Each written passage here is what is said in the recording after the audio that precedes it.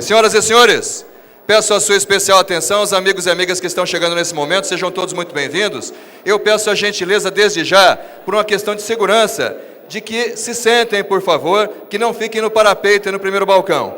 Senhoras e senhores, muito boa noite, sejam bem-vindos. Informamos que este evento está sendo transmitido ao vivo pela TV Assembleia e também pelas redes sociais. Então falamos no Twitter, Instagram e principalmente Facebook e também pelo YouTube. Quero pedir a gentileza aos amigos que ainda estão de pé que se acomodem e que mantenham os celulares no modo silencioso. Temos a satisfação em realizar no plenário desta Casa de Leis do Povo do Paraná a audiência pública para o lançamento da Frente Popular e Parlamentar em defesa da soberania nacional Paraná, por proposição do senhor deputado Tadeu Venere, líder da oposição, a quem nesse instante convidamos para compor a mesa de honra. Seu anfitrião e presidente da sessão, deputado Tadeu Venere. Antes de chamarmos os senhores deputados estaduais, a honra e a satisfação de convidar presidente da Frente Parlamentar pela Soberania Nacional, ex-senador, governador do Paraná, paranaense de nascimento ou de coração, Roberto Requião.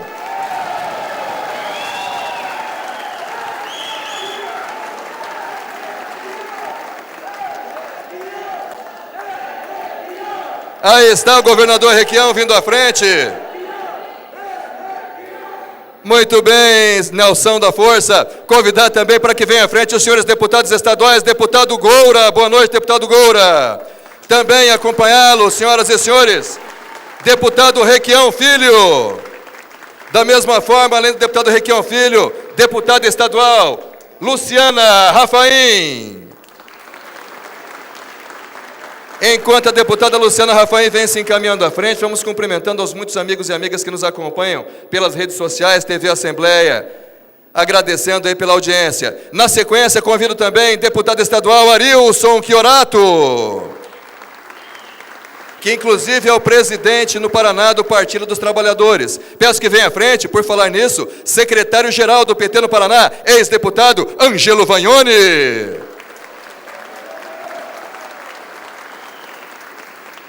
O Ângelo Vagnoni prefere ficar ali, nosso ex-deputado, ok, está ali o nosso Ângelo Vagnoni presente. Eu peço mais uma salva de palmas, grande liderança, Ângelo Vagnoni. Na sequência, peço que venha à frente também, presidente da CUT aqui no Paraná, o Márcio Killer. Boa noite, Killer. Peço que venha à frente também, acompanhando, presidente da Força Sindical do Paraná, o Sérgio Butka.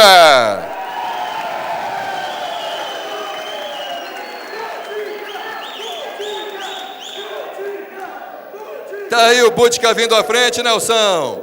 Muito bem, na sequência eu peço que venha representante do PSOL, o Marcelo Locastelli Barbato. Marcelo, boa noite.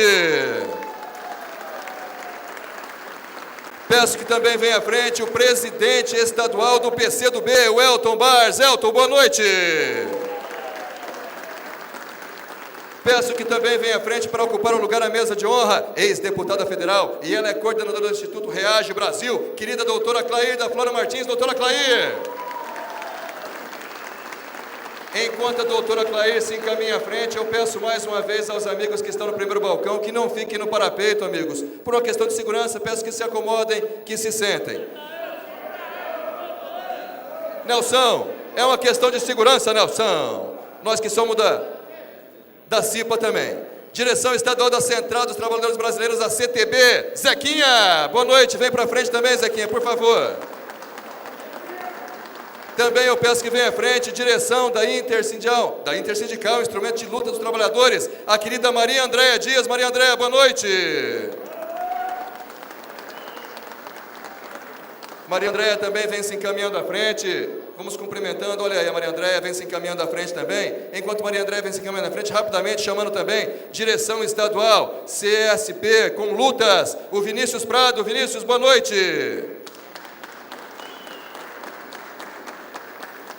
Intersindical, Central da Classe Trabalhadora. Legal, Maria Andréia, já vamos alterando aqui, querida, pois não. Também eu peço que venha à frente da coordenação estadual do movimento Atingidos por Barragens, o MAB, a Ariane Machado. Ariane, boa noite. Peço que também venha à frente secretário-geral do Sindicato dos Correios no Paraná, o Adailton Francisco Cardoso. Adailton, boa noite. E também Vem para cá, sobe aqui, Adailton. Sobe aqui, Adailton, representando os Correios. Nosso secretário-geral do sindicato, enquanto o presidente não chega aí, vem o Adailton representando o sindicato dos Correios aqui no Paraná. Está aí o Adailton vendo à frente. E presidente do Sindicato Bancários Curitiba e Região Metropolitana, o Elias Hahnemann Jordão. Elias, boa noite, vem para cá, Elias. Sobe aqui na mesa também, Elias, por favor. Olha, rapidamente, deputado Tadeu Venere, líder da oposição proponente, cumprimentar, agradecer a presença e a participação, ex-primeira-dama do Estado, está aqui conosco, dona Maristela Quarengue de Melo Silva, foi presidente do MON, também Museu Oscar Niemeyer, cumprimentar, agradecer a presença e a participação, o Sandro Silva, supervisor técnico de ESE, MST Paraná, o Roberto Baggio, presente também, o professor Lemos acaba de chegar, deputado estadual, peço uma salva de palmas, professor Lemos. E amanhã o professor Lemos, inclusive, comanda também uma importante reunião, Homens em Defesa das Mulheres também, que acontece aqui no plenário amanhã cedo. Diretor estadual da PP Sindicato, professor Paulo Vieira, presente também. Cumprimentar aqui a professora Sheila Marisa Toledo, foi chefe de núcleo, o Stan da Copel, o Nelson da Força, Nelson sempre, né? Cumprimentar aí, secretário de Estado. Muito bem, Nelson. Cumprimentar ex-secretário de Estado, Luiz Fernando de Lázaro, doutor de Lázaro está aqui também. Cumprimentar o coronel Washington Alves Rosa, presidente da nossa AVM. Cumprimentar aqui o Carlos Roberto Bittencourt, presidente do SENGE. Cumprimentar, agradecer a presença e a participação do César Sete, o César, representando o Tuninho Vancher Federal, que é o líder do PROS e coordenador da bancada federal em Brasília, a do Paraná. Senhoras e senhores, sejam todos muito bem-vindos. Muito obrigado pela presença e pela participação. Passar a palavra nesse instante para a abertura oficial deste encontro, deste importante evento, a ele que é o proponente e presidente da sessão. Opa, ela está aqui ou está representada? Ô Dione, cumprimentar a Dione, deputado Tadeu Venere, que representa a nossa vereadora Josete, e cumprimentar o Pedro Paulo, ex-vereador presente aqui também, Pedro Paulo. Passar a palavra ao proponente e presidente da sessão. Senhoras e senhores, líder da oposição na Assembleia, com a palavra, deputado Tadeu Venere.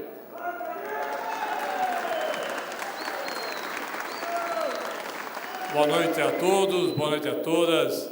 Agradecer a presença de todos os que compõem a mesa nesse ato, de todos aqueles que estão na noite de hoje, para que nós possamos fazer o lançamento oficial da Frente Popular e Parlamentar em Defesa da Soberania Nacional aqui no Paraná. Nós sabemos que a tarefa que temos é uma tarefa que não é só nossa, é uma tarefa de toda a população brasileira, mas que nós teremos certamente o privilégio de estarmos à frente. E, obviamente, por uma questão de justiça, eu quero aqui também fazer uma referência que eu acho absolutamente necessária. Eu não sou o proponente único desta audiência pública. Todos os deputados que compõem essa mesa, junto com outros deputados, foram proponentes para que nós fizéssemos essa audiência.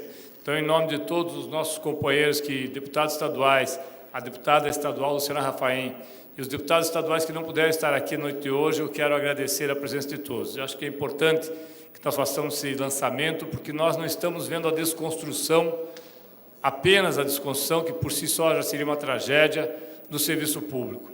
Nós estamos vendo a desconstrução do país.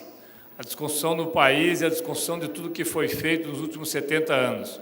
Um governo que fala com a maior desfaçatez em volta do AI-5, um governo que fala que queimadas são feitas por ONGs, um governo que fala que é preciso vender a Petrobras, os Correios, universidades, um governo que, na verdade, não é um governo, é um desgoverno. E é contra este desgoverno e a favor do povo brasileiro que nós estamos aqui. Então, companheiros todos, sejam bem-vindos. Nós estamos aqui para lutar pela Petrobras, pela saúde, pela educação, pelo meio ambiente e por todos e todos aqueles que entendem que o nosso país é muito maior do que uma ditadura pontual que está sendo tentada pelo senhor Jair Bolsonaro. Boa sorte a nós todos. Vamos à frente. Passar a palavra agora ao senador Roberto Requião. Antes eu vou passar para o... Não. Desculpe, o Requião me pede aqui, primeiro passar para uma saudação ao Goura, depois ao Requião Filho, a Luciana, ao Edilson, e aí ao senador Requião, que terá um tempo maior para fazer a sua exposição. Ok? Deputado Tadeu Venere, desculpa rapidamente, a única interrupção, Vossa Excelência, chamar aqui, ele estava atendendo a imprensa, a participação é importantíssima, estão os amigos da Repara aqui da Petrobras, né? Ele estava atendendo a imprensa, por isso não chamamos na hora. Direção da Federação Única dos Petroleiros, o Mário Dalzotti. Dalzotti, boa noite, vem à frente, Mário. Era esse o deputado Tadeu Venere. Deputado Goura, na sequência.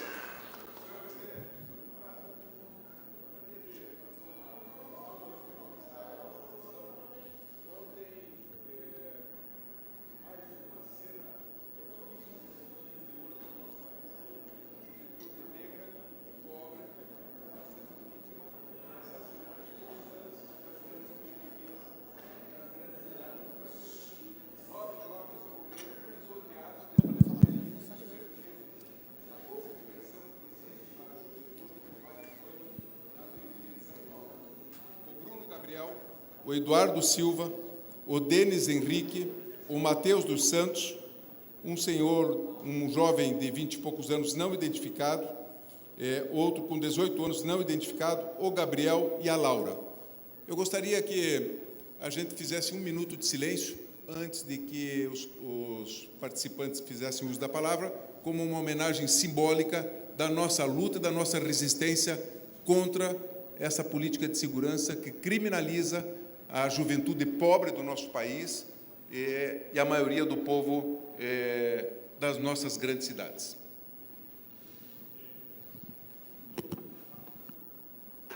Minuto de silêncio, vamos fazer.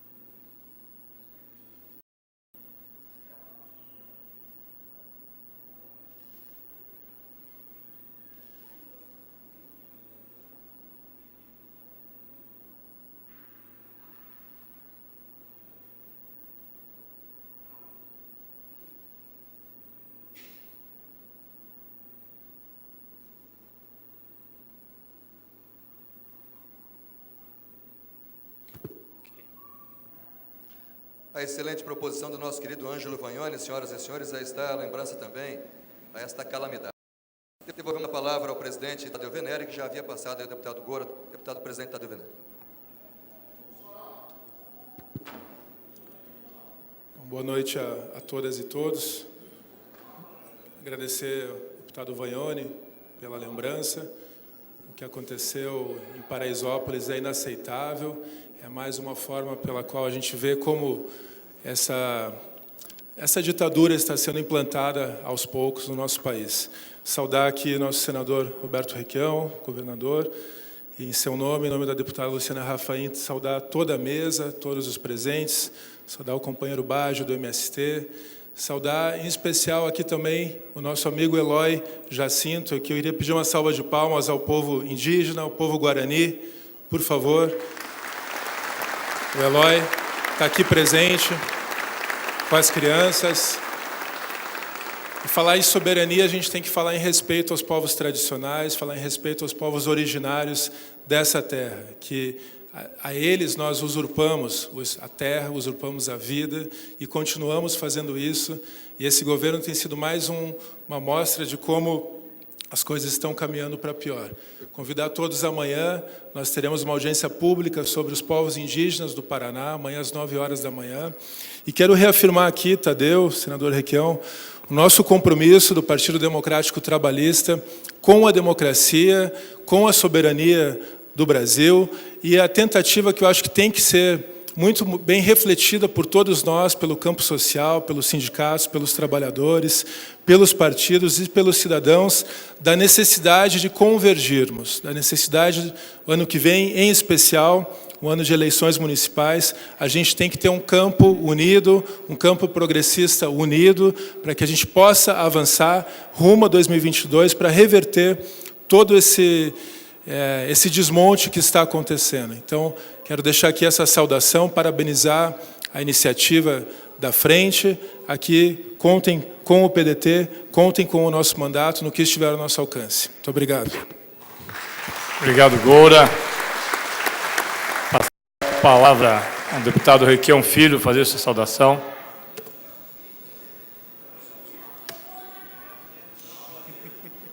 Tânia, tá. Vamos esperar a fusão acabar ali, Tadeu.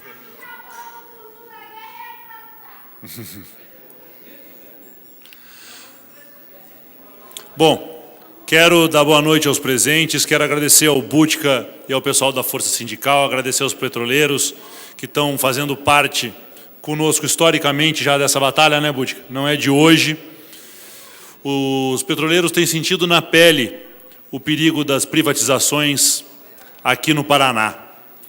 O pessoal dos Correios está sentindo na pele o que é ter o seu emprego colocado no fio da navalha.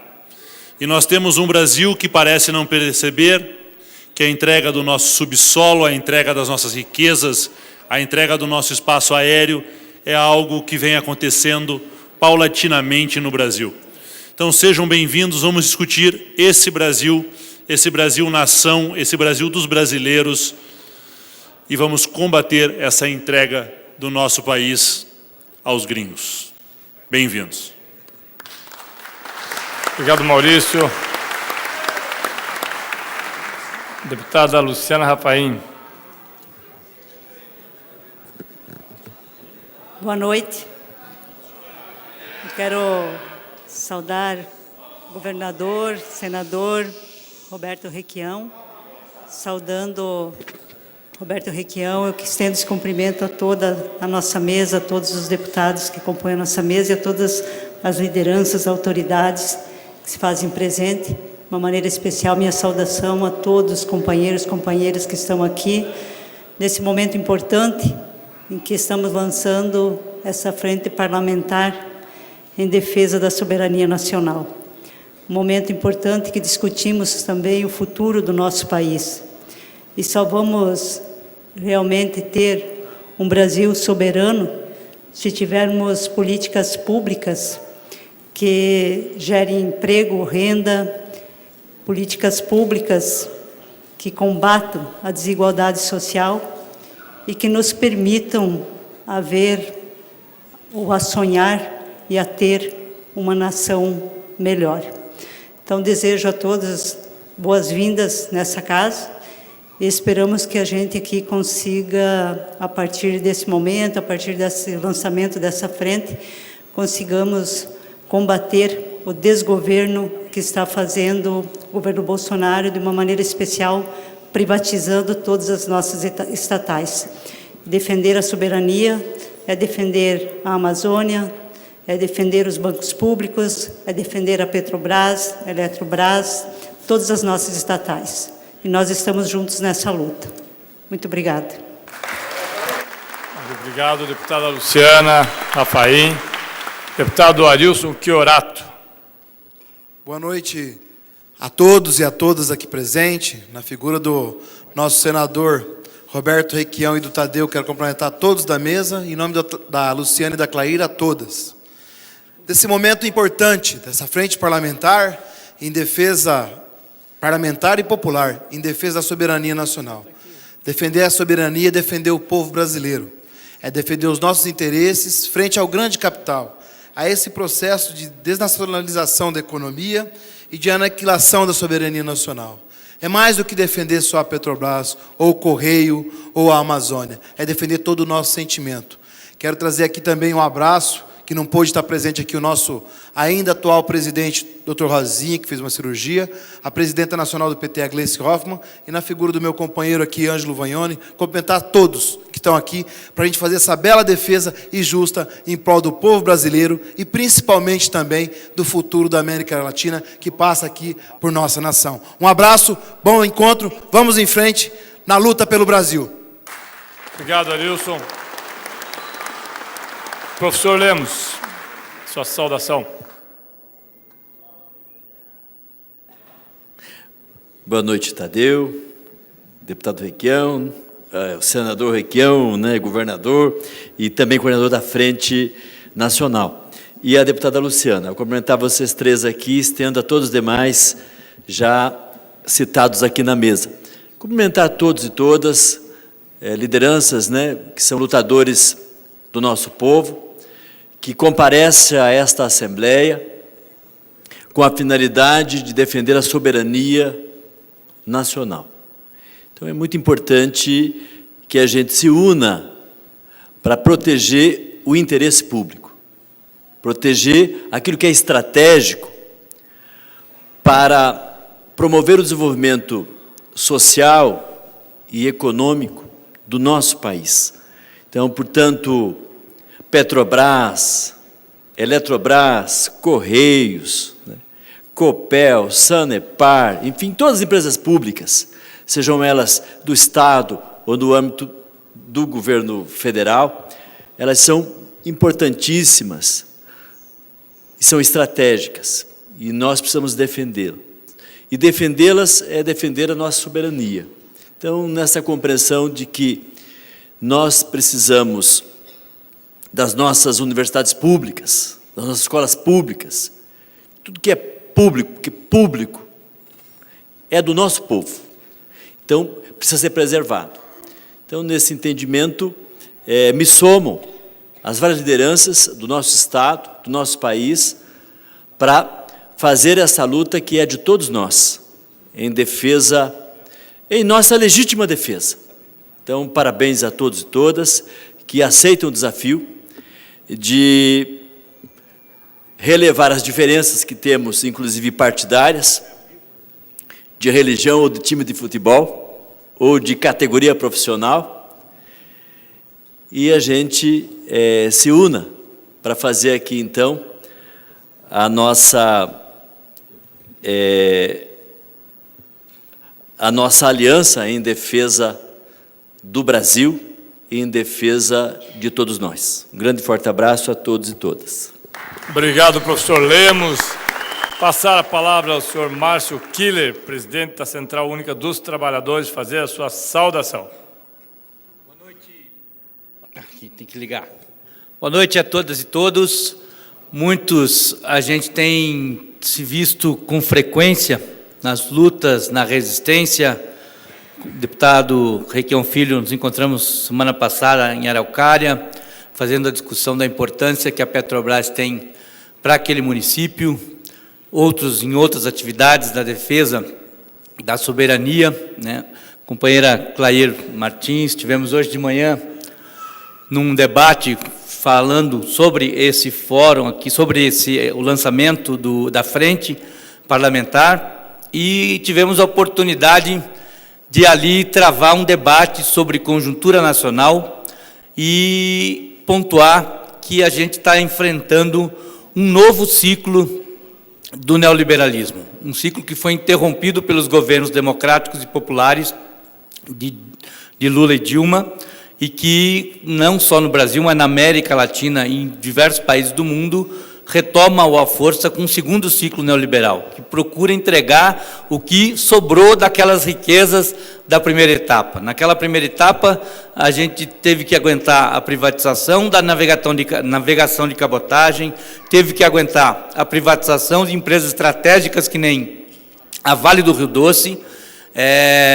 diversas estatais, bancos estatais, perdemos naquela leva o Banestado, perdemos diversas empresas estatais. E esse segundo ciclo vem com essa intenção de passar o rodo no que resta. E é isso que nós não podemos permitir. Por isso se faz imperativo que a gente potencialize esse Fórum em Defesa da Soberania, crie frentes.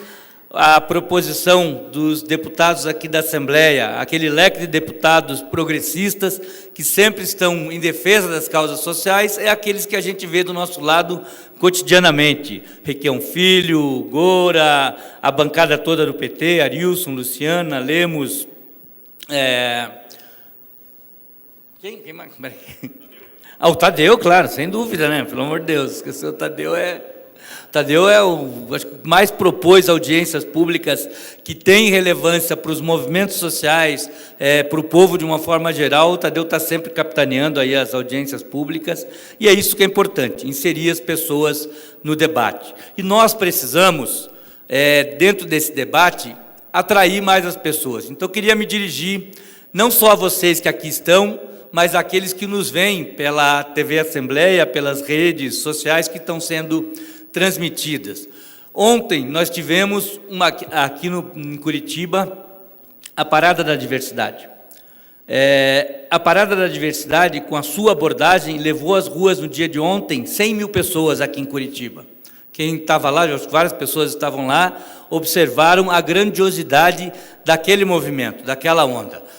Isso se dá por um trabalho, por uma abordagem. Eu acho que a gente faz um papel muito importante ao constituir essas frentes, mas nós precisamos abrir frentes de diálogo com a sociedade, de estar conversando com os nossos jovens, com os trabalhadores, com os sindicatos. Então, finalizando com um abraço da Central Única dos Trabalhadores, digo mais uma vez da importância da constituição dessa frente parlamentar e espero que nos envolvam, nós, a sociedade civil organizada, as centrais sindicais, nos envolvam em atividades aí que a gente possa também estar replicando e multiplicando essa ação de discussão da soberania. O Brasil passa por um momento muito importante e discutir a nação, discutir o que a gente quer para o futuro é fundamental. Então, finalizo deixando aqui o parabéns e um grande abraço da Central Única dos Trabalhadores por essa iniciativa. Muito obrigado. Obrigado, Márcio Killer. Passar a palavra ao senhor Sérgio Butka, presidente da Força Sindical do Paraná. Obrigado, Nelson. Entusiasta. Quero cumprimentar especialmente o Nelson, né, que sem o Nelson, né, a gente não consegue o destaque aqui nessa casa. Obrigado, Nelson. Cumprimentar a todos, em especial ao Tadeu, aos nobres deputados que aqui estão nessa mesa, nossos companheiros de luta, que também estão presentes, em especial os trabalhadores da Petrobras, os trabalhadores do Correio, os metalúrgicos da Grande Curitiba, e dizer que é isso que nos motiva, né, a gente continuar indo para frente, não abandonar a luta depois de 30 anos desse ciclo que a gente começou lá atrás. Eu lembro quando viramos, né, a ditadura lá atrás, o quanto era difícil, e tivemos a felicidade de ter, junto conosco naquela época, o nosso senador Roberto Requião, que até hoje a gente não se cansa de dizer como uma grande referência de esquerda aqui no Paraná. Eu acho que para todo o movimento sindical, para as grandes lideranças, Requião foi, não só para o Paraná, como para o Brasil todo, uma referência de esquerda organizada. Nós passamos por esse ciclo, como disse o Márcio, e estamos voltando novamente para um momento difícil. Alguns companheiros, e a gente vê, né, e até nessa casa, aqui nós estávamos murmurando um pouco, né, de que a gente às vezes tem iniciativas e ainda não temos aí o respaldo do movimento sindical. Alguns companheiros de outras centrais, inclusive, até da minha, né, e eu sei que também de outras centrais tem sindicatos que têm um bom discurso, mas na hora de mobilizar, de estar em porta de fábrica, não estão. E eu lembro do companheiro Lula falando o que a gente tem falado nos últimos 2 anos. É preciso a esquerda voltar às suas bases. Nós só vamos conseguir ter uma resistência forte se nós tivermos na porta de fábrica, se nós tivermos na periferia, se nós tivermos em todas as entidades de organização, se nós não nos cansarmos de virmos em todas as atividades que criarem para nós debatermos. E se nós conseguirmos fazer isso, cada um de nós, certamente a gente vai conseguir mudar esse jogo. Por isso que eu quero novamente uma salva de palmas aos companheiros petroleiros que estão hoje nessa luta, aos companheiros do Correio, que são hoje um exemplo da organização e de luta para nós do Paraná. Não vou falar dos metalúrgicos, os metalúrgicos hoje são uma referência no Paraná pela sua forma de atuação e que é uma forma de atuação que copiou certamente do ABC, das referências lá do passado.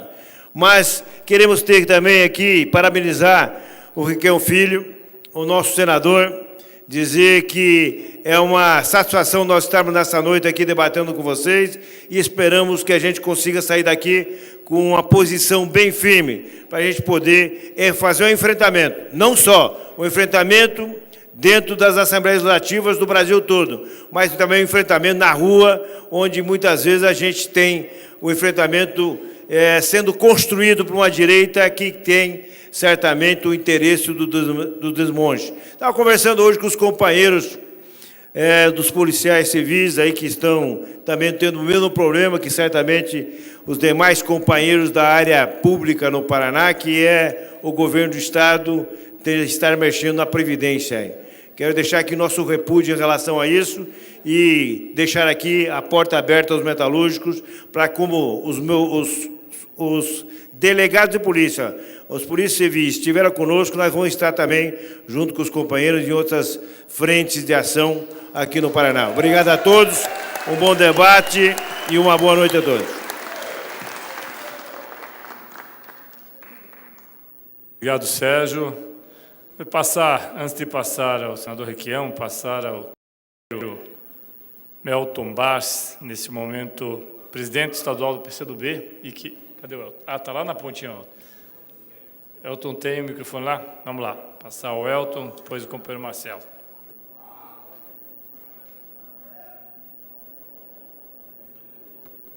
Boa noite a todos e a todas. Nós que estamos aqui no Esquenta para ouvir as palavras aí do nosso eterno senador Roberto Requião, que já foi importante para Curitiba, já foi importante para o Paraná, né? E é o nosso coordenador dessa nossa frente, importante para esse momento do país, importante para esse momento do Paraná, né? Muitos falaram sobre o Bolsonaro aqui, mas temos que lembrar que no Paraná nós também estamos num momento bastante difícil. E eu quero dizer para vocês, todos os nossos deputados, todas as frentes aqui estão, que o PCdoB do Paraná, como é também o nosso combo, eu vejo aqui o pessoal da UJS, União da Juventude Socialista, a presidente da UP, a Larissa, o presidente da UP, o Wellington, todos os nossos militantes vão estar na frente de luta, porque nesses quase 100 anos de Brasil, a nossa maior prática é estar na frente de luta para um Brasil melhor. Muito obrigado. Obrigado, Elton. Marcelo Locatelli Barbato, representante do PSOL. Marcelo.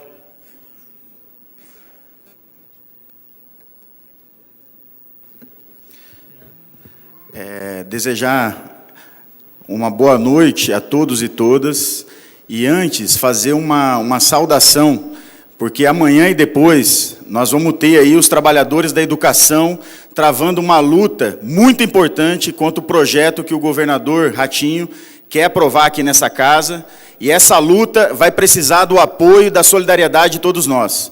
Então, antes de mais nada, uma saudação aos trabalhadores que depois de tanto tempo têm enfrentado as balas aqui, podem estar se colocando novamente a ter um enfrentamento bastante duro contra esse governo. Saudar também a todas as lideranças, os parlamentares, os representantes aqui dos movimentos sociais, em especial aí os representantes dos indígenas, que, de fato, falar em soberania é pensar nos povos originários, é pensar, de fato, em tudo aquilo que abrange, hoje, o grande ataque que nós estamos sofrendo. Bom, o Bolsonaro, ele começou o seu governo dizendo que ia entregar o centro de lançamento de foguetes, vocês se recordam. Base de Alcântara, e em seguida, a Embraer, a Boeing, toda a nossa tecnologia que foi, digamos assim, elaborada ao longo de todos os anos, entregue ao capital. Depois vem a Petrobras, que hoje nós estamos vendo aí, teve uma audiência, inclusive, muito importante que aconteceu aqui, e a mobilização dos petroleiros merece a nossa saudação também, porque é uma luta muito dura contra a entrega das refinarias, contra entregas dos gasodutos que já ocorreram no norte, no sul, contra a entrega da Liquigás, BR Distribuidora, e tudo aquilo que significa a defesa de que nós tenhamos o direito de explorar o nosso petróleo e o direito de dizer qual vai ser o preço da gasolina. Agora, o preço dos combustíveis, do gás, vai estar na mão do grande capital. Se hoje já é difícil, a situação pode ficar ainda pior. Banco do Brasil, Caixa Econômica, 17 empresas que Guedes disse que vai estatizar, entre elas Correios, Eletrobras, Casa da Moeda, já temos a Serpro,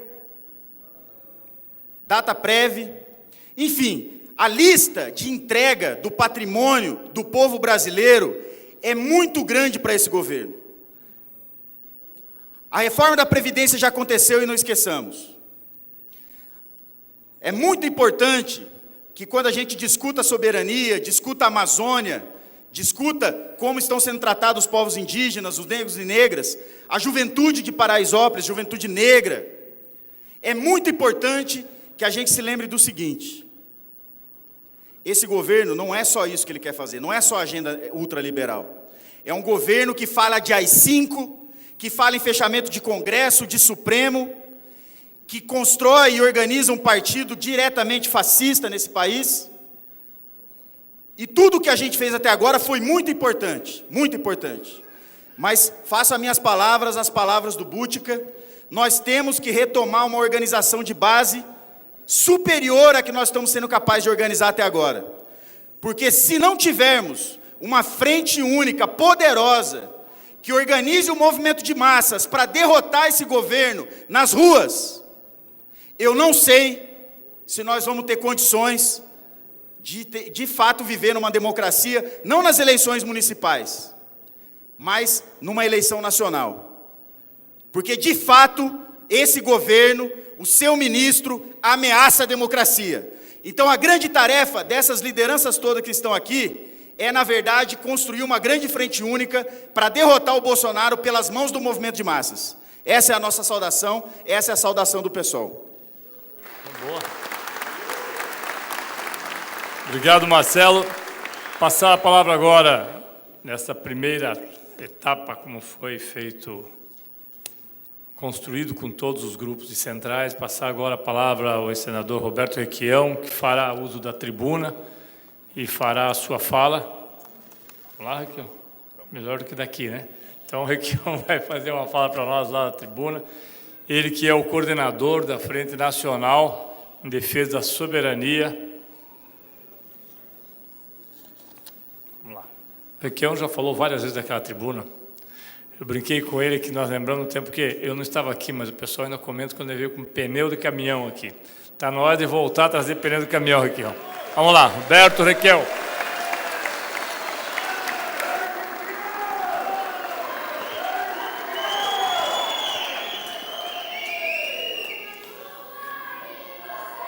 A Frente pela Soberania foi montada no Congresso Nacional na legislatura passada. Eu presidi essa frente, o senador de Minas Gerais, deputado de Minas Gerais, Patrus Ananias, foi o secretário-geral. Ela foi reconstituída nesse momento, mas eu não tinha mandato, então eu não poderia participar desse processo. E o Lula, meu velho amigo, tinha me dito já um dia: Requião, político sem mandato é uma coisa terrível, nem o vento bate nas costas. Mas comigo se deu uma situação inversa. Os senadores e os deputados que constituíram a frente mudaram o seu regimento e criaram a figura do presidente de honra, para que eu pudesse continuar participando da frente e conversando em reuniões como essa que estamos fazendo aqui em todo o país. Não é isso, Nelson? Portanto, haha, Uhu!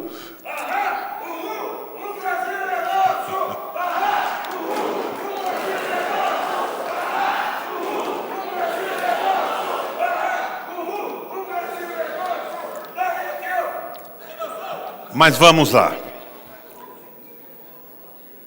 Companheiros, uma árvore partida por um raio e rojada à beira de uma estrada é apenas um lenho abandonado, até que o homem se debruce sobre ela e, com a sua inteligência e o seu trabalho, a transforme num bem econômico. Uma tábua de lavar roupa, uma cadeira, uma mesa. Só o trabalho e a inteligência do homem produzem riquezas. E o momento que nós estamos vivendo no Brasil e no mundo é o momento da desvalorização absoluta do trabalho em favor de Mamon. Mamon é uma figura bíblica. Mateus 4, 6, 24. Não podeis servir a dois senhores, a Deus e a Mamon. É uma palavra hebraica que significa pura e simplesmente dinheiro. Não é outro Deus e não é o diabo. E esta luta do dinheiro, em detrimento da valorização do trabalho, é antiga. Ela vem lá de trás, ela vem da Bíblia. Mas o que nós estamos vendo e vivendo no Brasil hoje é resultado de um processo de desmoralização global do valor do trabalho. A aposentadoria que nós perdemos no Brasil teve início quando? Eu cansei de ler em textos na imprensa escrita e falada, televisionada no Brasil, que é uma herança do fascismo do Mussolini, a consolidação das leis do trabalho. Não, não é. Isso começa lá no início do século XIX, quando Bismarck, chanceler da Prússia, tentava a reunificação da Alemanha. Bismarck toma conhecimento de algumas ideias de um filósofo alemão que chamava-se Johann Fichte, que dizia mais ou menos o seguinte: a nobreza dominava os estados no mundo inteiro, e a nobreza se consolidava através da herança, do direito hereditário. Mas nos burgos, que são as vilas que passaram a existir fora das muralhas feudais, a burguesia, ou seja, os moradores dos burgos, com seu trabalho e a sua inteligência, progrediam e se organizavam. E em determinado momento disseram: nós construímos a riqueza e a nobreza se apropria dela através do direito hereditário. E a burguesia marginalizada, em quantidade, num momento muito superior à da nobreza, derruba a nobreza. E nesse processo se sacraliza a propriedade privada. Na Revolução Francesa e mesmo na redação da Constituição norte-americana. Essas ideias do Fichte chegaram a Bismarck da seguinte forma: hoje, a burguesia sacralizando o capital, quando pela idade estiola a sua força de trabalho, sobrevive do lucro das suas propriedades e dos dividendos do seu capital. Mas ao lado dela cresce um número fantástico de trabalhadores que têm como único capital a sua força de trabalho. E no momento que essa força se estiola, eles não têm condição de sobrevivência. E da mesma forma como a burguesia derrotou a nobreza, chamava a atenção Fichte: os trabalhadores vão derrotar a burguesia. Bismarck, no entanto, que tentava a reunificação da Alemanha, diz: não, isso não pode acontecer no processo de unificação da Alemanha. E ele cria, então, a aposentadoria, com a participação dos trabalhadores, dos patrões e a gerência do Estado. Para evitar a derrota da burguesia, a Alemanha reunificada cria a Previdência Social, e essa Previdência foi copiada na legislação brasileira. Nada a ver com o fascismo italiano ou com direitos corporativos. Foi um instrumento de defesa da burguesia para a reunificação do Estado e evitar o seu debacle. Até a aposentadoria, nós já perdemos com esse movimento liberal no Brasil. Quero mostrar o entorno verdadeiro desse processo, examinando o que tem acontecido no mundo nas últimas décadas. A Alemanha nazista é derrotada. A par disso, na União Soviética, o regime comunista se consolida e cria o poder absoluto dos trabalhadores. Os sovietes, que eram conselhos de soldados, de trabalhadores e de camponeses, passam a administrar o país. O medo da Revolução Comunista apavora a Europa. E, neste momento, os movimentos sociais começam a se mobilizar e a pressionar os Estados. Surge, nesse processo de pressão, o voto feminino, direito dos trabalhadores, direito das minorias. E isso tudo se constitui no que nós chamamos hoje de Estado Social. E esse Estado Social vai tomando volume e força até o momento em que, por razões que não poderíamos abordar nesse momento, o comunismo soviético alui, se desmonta. Primeiro, com a perestroika. Na verdade, primeiro com a glasnost, que é o degelo, e posteriormente com a perestroika, que é a reconstrução. O comunismo desaparece como força política e mobilização de vontade na Europa e no mundo, e o capital improdutivo, o capital financeiro, se reorganiza para uma revanche. Não se conformava mais, sem o medo da União Soviética e do comunismo, em manter direito dos trabalhadores, das minorias, das mulheres e tudo o que passou a constituir o chamado Estado Social. E ele se organiza para isso num tripé. Primeiro ponto de apoio, a precarização do Estado com a valorização absoluta do capital financeiro. Poderes totais para os bancos centrais. E os estados, as organizações públicas, passam a se constituir apenas num órgão repressor para o protesto da população que, indignada, se levantava contra a perda sistemática dos seus direitos. Esse é o primeiro ponto de apoio da revanche do capitalismo no mundo recente. Segundo ponto de apoio, precarização do parlamento, com a financiarização de campanhas eleitorais, caríssimas todas elas.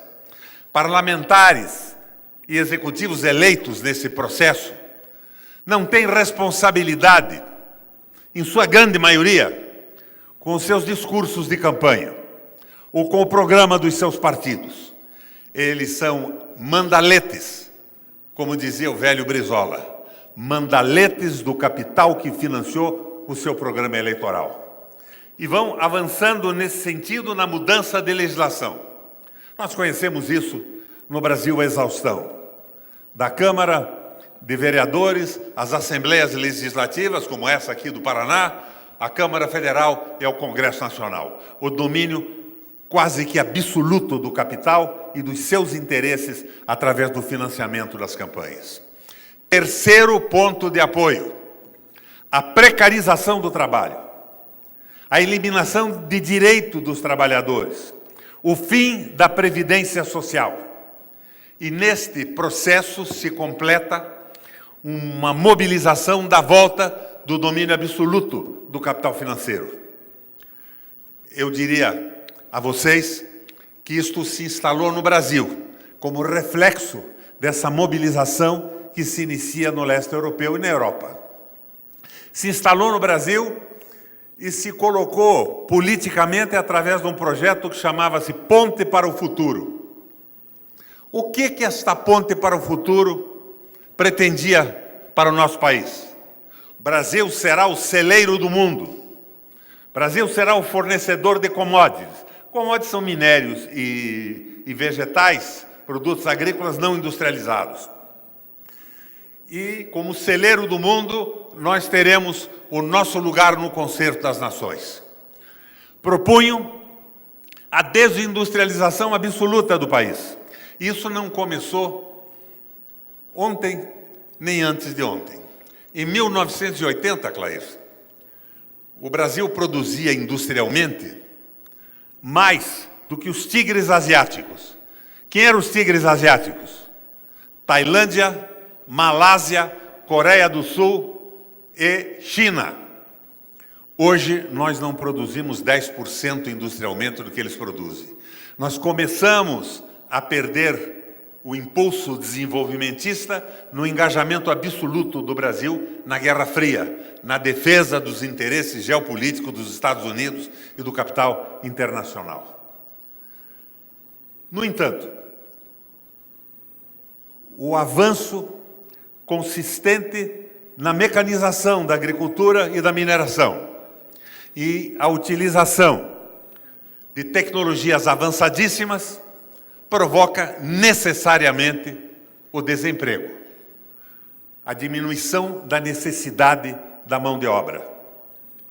Daí, os redatores da Ponte para o Futuro resolvem que, se eles conseguissem uma medida que se suportava num destempo com a medida tomada no Japão, no início da sua industrialização, eles segurariam o protesto das massas.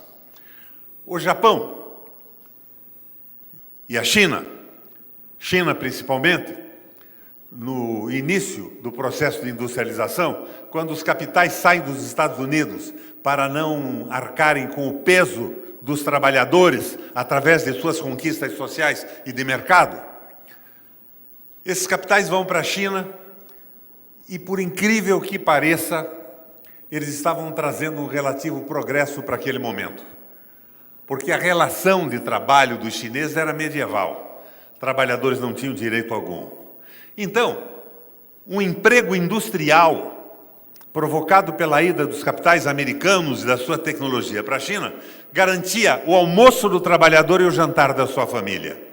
Mas exatamente porque os direitos sociais não existiam naquele momento. No Brasil é diferente. Eles agridem duramente o trabalho, mas nós já vivemos a constituição da CLT, a organização da CLT.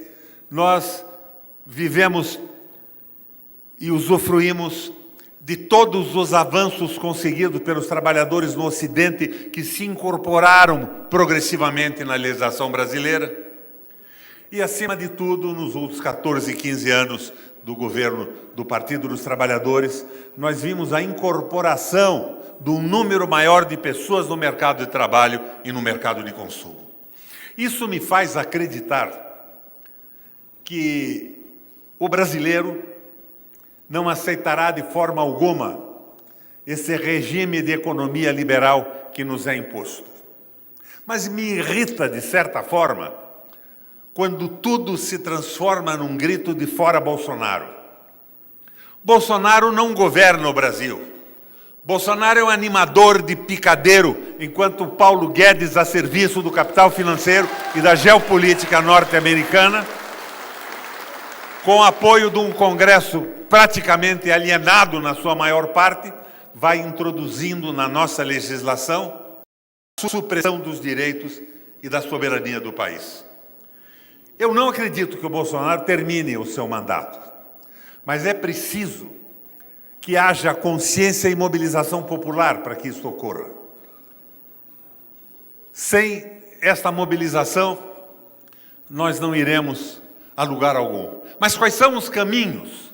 Eu lembro que nas reuniões da bancada do PMDB, quando eu me opunha à política do Guedes, depois do Joaquim Levy, que hoje são continuadas de uma forma mais rápida pelo Guedes, né? Que é o atual o ministro da Fazenda, o pessoal dizia, mas não tem solução. Não tem solução. O liberalismo econômico é a saída que nós temos visível para o país. O liberalismo econômico atrapalhou a Europa, não deixa a Merkel governar, evita que a Espanha organize com facilidade um governo popular. E o único país que escapa disso na Europa é Portugal, que montou uma frente de esquerda que a direita chamou de geringonça, porque era constituída basicamente por partidos que na militância da história de Portugal se opunham. Mas essa geringonça se transformou numa frente. E a frente se caracteriza por se opor a alguma coisa. Diferente de um partido político, que tem que propor para o município, para o Estado e para a nação. A frente se opõe.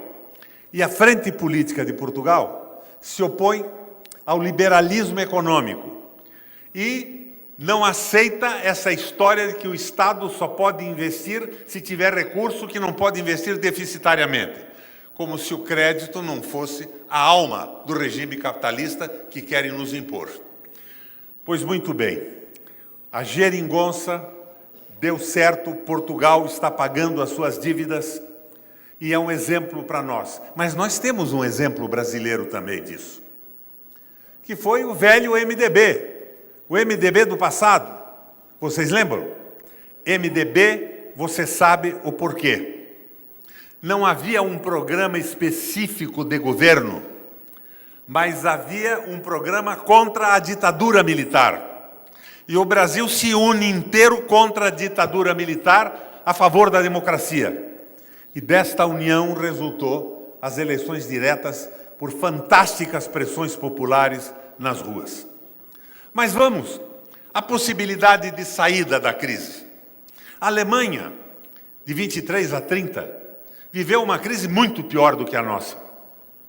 Mas ela sai dessa crise com investimentos pesados do Estado e uma política diametralmente oposta à política do Temer, à política do Guedes, à política do Meirelles. Como que ela sai disso? Faz, em 23, uma reforma da moeda, vinculando o valor da moeda, do marco, a uma cesta de cereais. Acaba com a inflação numa semana. Nós fizemos isso no governo do Itamar. Foi o tal plano real. Mas não prosseguimos depois, o plano desmontou. Mas em 30, a Alemanha toma uma série de medidas pela mão do economista que chamava-se Horace Greeley e Johann Fichte. Este cara, que era o economista liberal, o Fichte, se transforma no comando da condução da política econômica alemã num alemão, antes de ser um liberal. Ele estabelece que a Alemanha só comerciaria no mundo com países que comprassem da Alemanha e não pagaria mais em dólar. Pagaria em bens produzidos na Alemanha, um escambo, trocava uma coisa por outra. Assim, ele dribla a dívida alemã com a guerra anterior, consagrada no Tratado de Versalhes, que fazia com que ela perdesse cerca de 80% de tudo que produzia para os aliados que a venceram na guerra. E investimentos pesadíssimos são feitos na infraestrutura. Johann Fichte, da noite para o dia, reduz os juros de rolagem da dívida alemã a zero. Os ricos da Alemanha, os donos do grande capital, dizem: mas, meu Deus, como é que nós vamos sobreviver nesta recessão? O nosso dinheiro, o nosso capital vai virar pó. Fichte diz: não, necessariamente não, porque a Alemanha está realizando um projeto de retomada da infraestrutura, de volta do desenvolvimento em parceria com grandes empresas alemãs. E se vocês investirem nestas empresas que estão recuperando a infraestrutura alemã, o Estado garante a vocês, através de uma letra que à época chamou-se MEFO, que estava ligada ao setor metal-mecânico fundamentalmente, de 4,5% ao ano.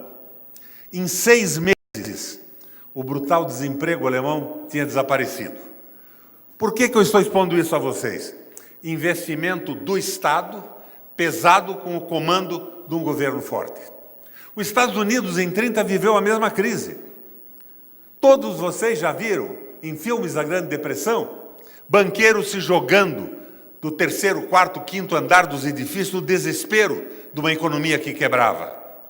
Mas, em determinado momento, um industrial norte-americano chamado Henry Ford se suporta em ideias de um economista conhecidíssimo à época e hoje também, que chamava-se Taylor. Taylor dizia o quê? A produtividade só se aumenta com a especialização do trabalho. De nada vale aumentar o horário dos trabalhadores, porque isso sobrecarrega, derruba a qualidade do serviço e não aumenta a produtividade. Ele pega essa ideia do Taylor de especializar trabalhadores e põe numa linha de montagem. Um grupo funde o bloco do motor do Fordinho, outro faz a lataria, outro monta a caixa de troca, outro monta o motor. E a linha de montagem tem efeitos simplesmente extraordinários na produtividade e na qualidade do produto da fábrica Ford. Os Estados Unidos inteiro se empolga com aquilo. Havia uma recessão brutal, mas os Estados Unidos daquela época, como o Brasil hoje, tem uma diversidade industrial muito grande. Então, o presidente dos Estados Unidos, Roosevelt, resolve condecorar o Ford com a mais alta condecoração dada a um empresário da história americana. E pasmem os senhores, Henry Ford recusa a homenagem. Mas por quê? Pergunta o presidente. E ele responde, porque esta aceleração da produção vai inviabilizar definitivamente o crescimento dos Estados Unidos da América. Nós estamos produzindo mais. Todo mundo está entrando no taylorismo fordista. A produção aumenta e não tem consumo porque não tem quem compre. O presidente, pasmo, pergunta, mas então o que eu faço? E surgem os dois conselhos do Roosevelt que dão início a um novo pacto, ao New Deal. O início da retomada do crescimento dos Estados Unidos.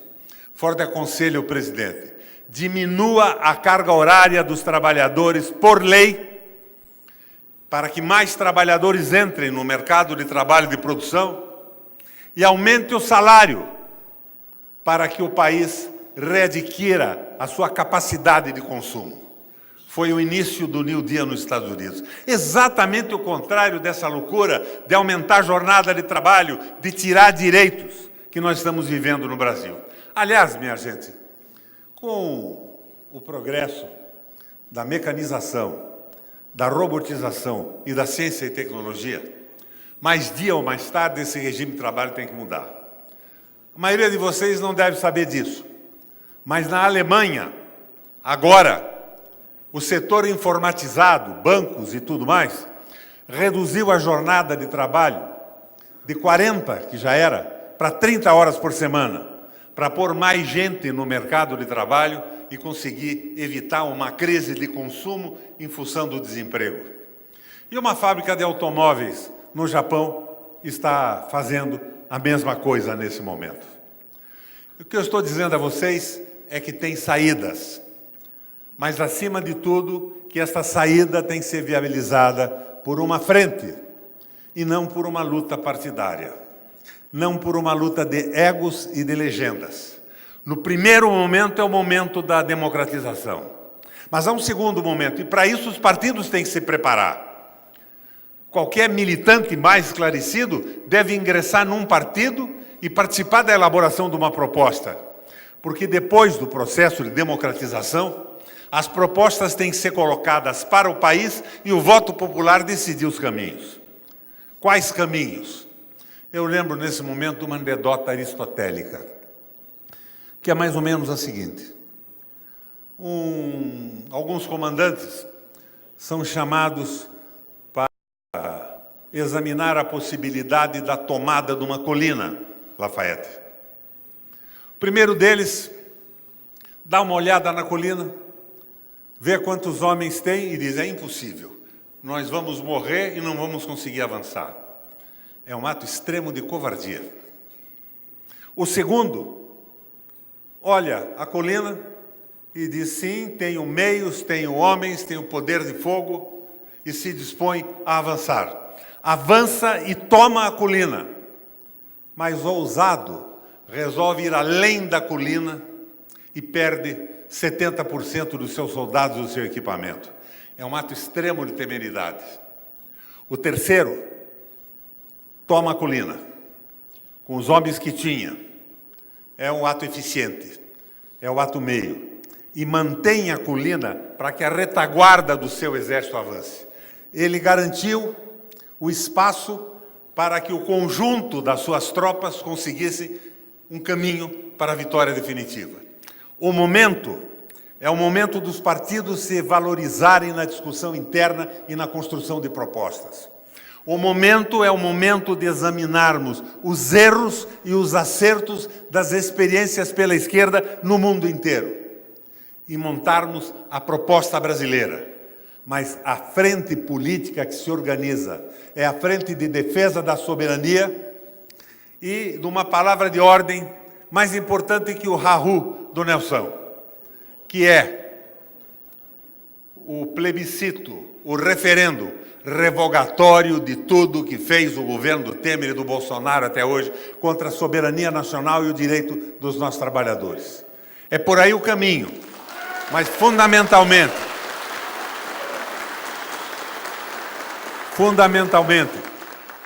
nós temos que entender que a frente política só é possível se os partidos, os líderes, abrirem mão das suas tentações hegemônicas, da corrida pelas aventuras pessoais na carreira política. Não importa, posteriormente, quem possa ser um candidato a presidente da República. A mim, pessoalmente, com um bom programa, tanto faz que seja o Haddad, que seja o Ciro Gomes, que seja o Lula. O importante é que o Brasil se livre do liberalismo econômico, mas que não se perca nas aventuras pessoais desse processo. Outro aspecto interessante que eu gostaria de analisar com vocês. Eu vejo muita gente dizer, precisamos de uma frente do movimento social sem o PT. Isso é de uma burrice ciclópica. O PT é o único partido com base popular no Brasil. Cometeu erros tão brutais e abomináveis quanto o PMDB, o PP, o DEM e todos os outros partidos. Mas, de certa forma, tem uma identidade fantástica com a população. Se coloca no lugar dos trabalhadores. Esta burguesia amedrontada dos PMDBs, que não é o meu, parece que eu sou o último resistente do partido, nada tem a ver com o trabalho. Não sabe o que é faltar dinheiro no fim do mês, não sabe o que é andar no ônibus, não sabe o que é o sofrimento da procura de um médico de escola para um filho. Eles não são sequer semelhantes ao conjunto da população brasileira. Se identificam com povos de outros países, dos Estados Unidos, da Europa. Doentes procuram saúde em hospitais de outros lugares, rejeitam o SUS. Esta gente não pode constituir a frente. A frente tem que ser muito ampla, mas ela não pode incorporar figuras dos quadros liberais. Outro dia, me convidaram. Requião, tem um movimento em São Paulo, você podia aparecer lá. Chama-se Frente pela Democracia e Fórum do Direito. Eu disse, não. Por que você não vai? Porque convidaram o Fernando Henrique Cardoso, ele mandou um videotape, convidaram o Maia, convidaram essas figuras todas. Eles estão participando de uma frente pelo direito agora, num movimento claro para salvar o próprio rabo. Porque pode aparecer um promotor maluco e um juiz diferente desses que estão aí, e que faça com eles, segundo as regras da lei, o que fizeram com os políticos nacionalistas e progressistas do Brasil. Eles não estão fazendo uma frente pela democracia, eles estão fazendo uma frente para a manutenção do seu poder no país. A nossa frente tem que ser ampla, mas tem que ser contra o liberalismo econômico e tem que ser pelo referendo que nos indique a revogação de tudo que fizeram com a legislação do trabalho contra a soberania do Brasil e contra as empresas públicas. Na organização da Frente da Soberania em Brasília, eu abri, durante o meu mandato de senador, dizendo o seguinte: senhores empresários e dirigentes de fundos econômicos do mundo inteiro, vocês estão comprando concessões em empresas públicas de um governo que não foi autorizado para isso. Eles nunca falaram que iam vender a Petrobras, que iam acabar com as empresas públicas, que iam liquidar a aposentadoria dos trabalhadores, aumentar a carga horária e liquidar direitos. Se elegeram numa trapaça eleitoral. E, para mim, Eles tinham aí 6 a 8% de votos. A boçalidade bolsonárica chegaria a isso no Brasil. O mais foi voto contra a política. Os políticos são corruptos, dizia a Globo e as redes de comunicação. A propaganda maciça da internet e do WhatsApp. E a população votou contra a política. E contra o PT também, que foi sacralizado nesse processo, mesmo que o PT, proporcionalmente, tenha tido muito menos pessoas envolvidas do que os outros partidos. Então, o Bolsonaro se elegeu numa fraude. E a empresa, o fundo, que comprar um bem público de um governo que não foi autorizado para isso, estará necessariamente comprando mercadoria roubada. É crime de receptação. Isso tem que ser anulado. Isso tem que ser anulado sem nenhuma remuneração compensatória. Quando o Getúlio Vargas nacionalizou a propriedade do subsolo do Brasil, os estados já tinham cedido dezenas, centenas de concessões às grandes petroleiras, as famosas 7 irmãs que operavam no mundo. O Getúlio nacionalizou tudo e anulou todas as concessões simplesmente com um tapa e a condição de um governo que tinha naquele momento o apoio popular. É este o caminho. Frente política, mas os partidos têm que continuar a sua organização. E quem não quiser participar de uma frente política está dividindo a frente política da redenção nacional. Não pode ser, a meu ver, sem a participação do partido popularmente hegemônico no Brasil, que tem mais trabalhadores e mais identidade. Mas, seguramente, não pode ser também carimbada com Ciro, com A, com B ou com C, como projetos pessoais. O projeto, num primeiro momento, é o restabelecimento da democracia. Num segundo tempo, os partidos organizados se coloquem com as suas propostas. E o povo brasileiro vai escolher o seu caminho para a economia, para a organização social, para a situação do Brasil no concerto das nações. Esta é a proposta da Frente da Soberania que eu trago para vocês aqui hoje. Como diria, não só o Newton, o Nelson, mas o Deltan Dallagnol. Ha-ha, hu-hu.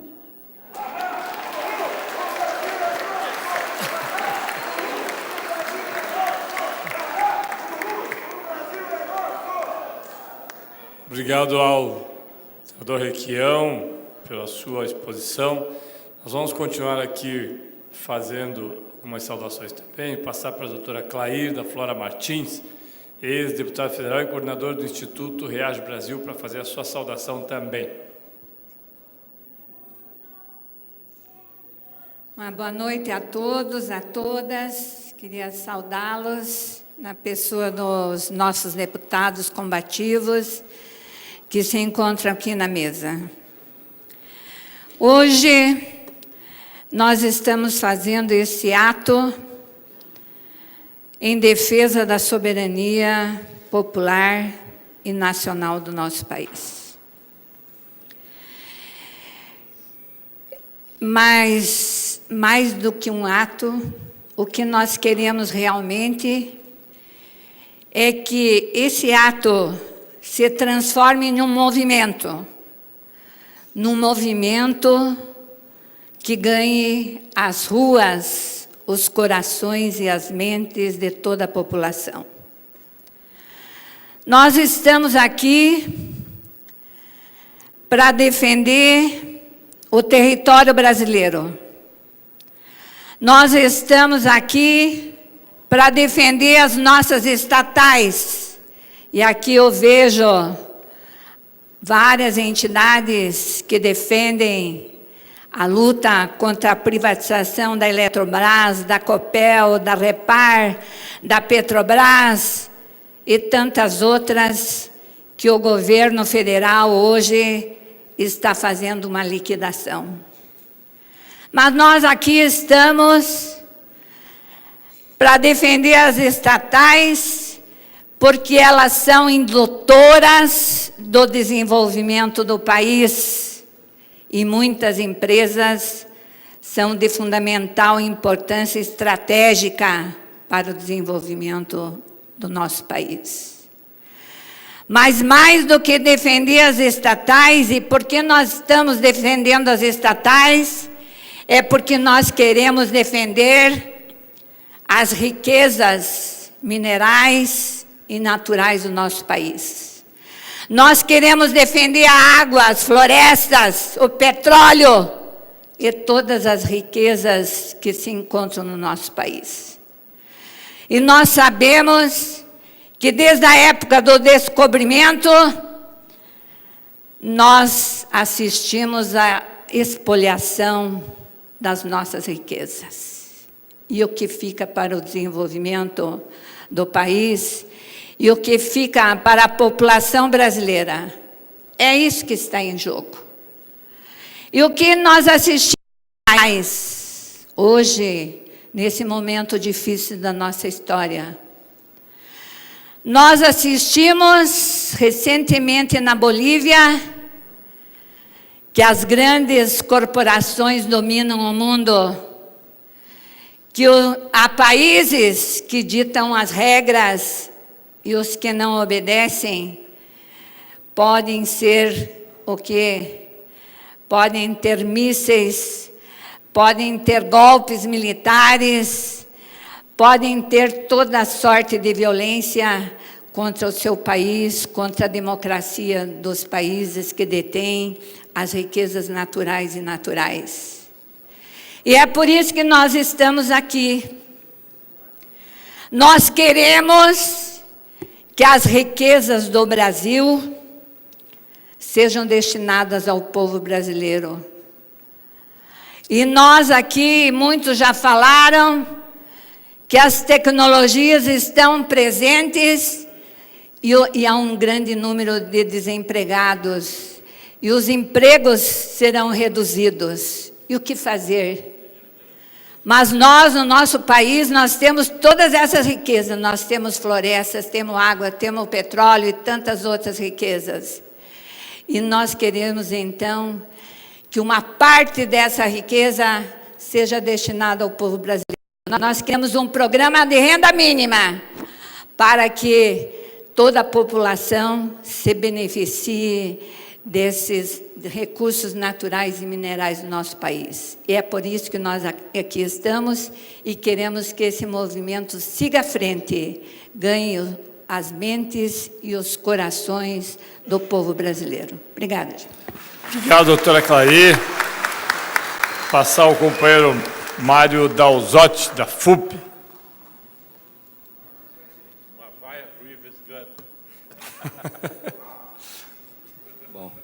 Alô? Alô, alô. Agora foi. Bom, cumprimentar a mesa, na pessoa do Tadeu, do Requião, demais membros. Iria iniciar a minha fala dizendo do que representa para nós estarmos aqui com vocês, falar sobre soberania nacional e principalmente do que significa para isso a nossa Petrobras, a empresa em que a gente tem o maior orgulho de trabalhar, tudo o que ela significa para o desenvolvimento social, econômico e tecnológico para o país. Ela está sendo violentamente atacada nesse momento, ela está sendo entregue e os exemplos estão bem claros e o que a gente está vendo todos os dias. Nós temos um ataque à maior descoberta de petróleo dos últimos 30 anos no mundo, que é o pré-sal. Isso daí representa uma riqueza enorme, uma riqueza do povo brasileiro, o principal acionista dessa empresa. Esse ataque ao regime de partilha, como nós estamos vendo, e um dos maiores representantes que cedia o seu gabinete, muitas vezes para a gente fazer reunião lá em Brasília, o senador Requião, era o nosso QG, o QG dos petroleiros, lá em Brasília, e hoje nós estamos 100 representantes do Paraná para fazer essa defesa, lá no Senado Federal. O Requião bem sabe que a gente conseguiu derrotar, num primeiro momento, aquele projeto do Serra, né, contra a partilha, e esse projeto retornou. Por isso que não teve ofertas de empresas estrangeiras no último leilão do pré-sal que foi feito, porque eles não derrotaram a partilha ainda. E a Petrobras, quebrada, conseguiu colocar quase 70 bilhões de reais para comprar essa área. Por que ninguém reclamou disso? Porque sabe que eles vão entregar a Petrobras a preço de banana ali na frente. Então deixa a Petrobras comprar esses campos, que depois a gente vai conseguir. E isso atinge principalmente a soberania nacional, no que diz respeito à saúde e educação, por exemplo. O maior destino dos fundos soberanos e sociais que estão colocados. Um outro exemplo do entreguismo que está acontecendo no país. A TAG, os gasodutos, como bem citado antes aqui, um dos gasodutos do norte, que foi cedido, foi vendida para grupos estrangeiros por 20 bilhões de reais. Em 6 meses, a Petrobras pagou de aluguel 3 bilhões. Em 3 anos se paga só com aluguel desses gasodutos. Então é um entreguismo bárbaro que está acontecendo. Estão chegando no refino, que talvez seja a maior enganação desse governo e da gestão atual da Petrobras. Estão enganando o povo brasileiro, priorizando a importação, reduzindo cargas em todas as refinarias em cerca de 30%, favorecendo a importação de petróleo, importação de derivados, gasolina e diesel, principalmente. Os Estados Unidos, em 2 anos, se transformou no maior exportador de diesel para o mercado brasileiro, pela redução de carga nas refinarias. Nós temos capacidade para produzir gasolina barata no Brasil, diesel barato no Brasil, com petróleo nacional, e eles deliberadamente reduzem cargas nas refinarias, indexando o valor dos derivados ao dólar e ao mercado internacional, encarecendo para a população brasileira. Eles roubam da população brasileira para beneficiar seus acionistas e as grandes empresas de petróleo do mundo. É um roubo que está acontecendo. Roubo ao povo brasileiro, que tem que ter esses alertas para fazer a devida cobrança de redução de preço dos combustíveis. A gente precisa, a gente merece pagar menos nos postos de combustíveis. E esse é o reflexo dessa política que eles estão colocando. Reflexo disso na soberania alimentar, quando colocando a questão da FAFEM, das FAFEMs no Brasil, que produzem o tão necessário fertilizante nitrogenado, a ureia, tão necessária para o país. Eles fecharam 2 fábricas, em Sergipe e na Bahia, e estão querendo fechar a nossa aqui do Paraná também, que tentaram vender e não conseguiram. Não conseguiram por conta do gás da Bolívia, que ela estava casada com a venda de Três Lagoas, uma fábrica nova, quando o Brasil se importava com a soberania alimentar que estava construindo. Hoje eles querem garantir apenas o mercado dos fertilizantes nitrogenados, para importar no excesso que tem. Todos falam do preço da carne, está alto porque a China passou a comprar. Não é só isso, que está indexado ao dólar. É nessa dependência, a seca no Mato Grosso deixou o solo com necessidade do fertilizante nitrogenado, da ureia. E o Brasil não está produzindo o suficiente. Poderia estar sem a necessidade de tanta importação. E isso reflete-se na produtividade da proteína animal, na venda dos bois e reflexo imediato no preço da carne nos açougues, que tanta gente está reclamando. É essencial para a soberania alimentar a proteína animal. Não posso deixar aqui de falar da outra unidade do Paraná que estão querendo vender, entregar. Trata-se da usina do xisto em São Mateus do Sul. Única usina no mundo que produz de forma sustentável derivados de xisto, derivados de petróleo. E essa mesma usina, no sul do Paraná, que é a única no mundo com tecnologia brasileira, da Petrobras, tecnologia paranaense, isso nos orgulha muito, ela está ameaçada também de fechamento, porque o que eles querem é a tecnologia do xisto. Diferente do shale gas, diferente de tudo que se tem no mundo, produz de forma sustentável. E lá, mais agravante, tem uma unidade de GLP que está parada desde abril. GLP é o gás de cozinha, tão necessário para a produção dos alimentos dos trabalhadores, da casa de cada um dos brasileiros.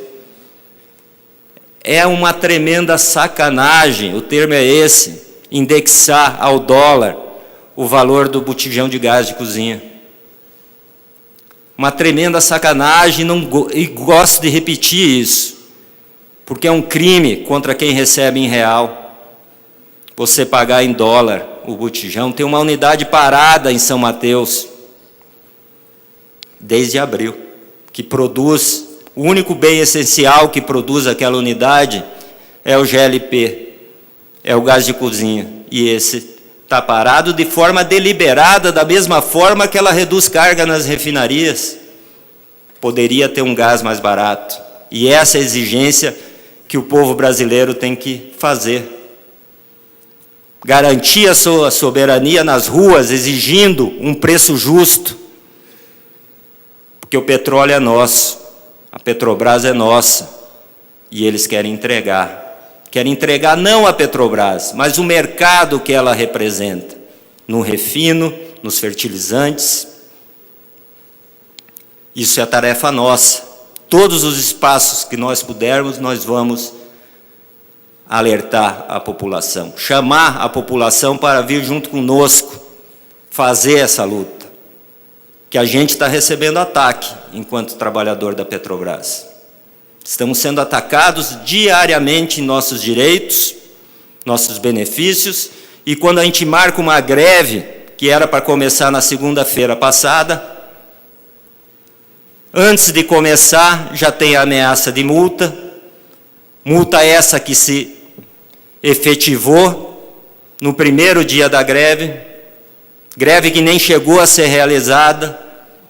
Tivemos as contas dos sindicatos, todos os sindicatos da Federação Única dos Petroleiros, bloqueadas, inclusive a conta da Federação, e uma multa de R$2 milhões por dia, que nós estamos enfrentando judicialmente, mas já tivemos as contas bloqueadas e o repasse das mensalidades da Petrobras também bloqueados, até atingir os 2 milhões, do seu Ives Gandra, essa liminar. A gente está enfrentando um ataque direto à organização dos trabalhadores. Mas isso só aumenta a nossa disposição de luta, demonstra que nós estamos no caminho certo de defender a soberania nacional, defender essa empresa e defender tudo o que ela significa para o povo brasileiro. Quero deixar aqui, agradecer a oportunidade e deixar um grande abraço para todos. Obrigado, companheiro Mário Dalzotti. Queria continuar fazendo aqui uma... O Vanhone está lá atrás. Vanhone, fazer uma saudação. Ângelo. Ângelo, fazer uma saudação. Sim, senhor presidente do PT Municipal de Curitiba. Tu,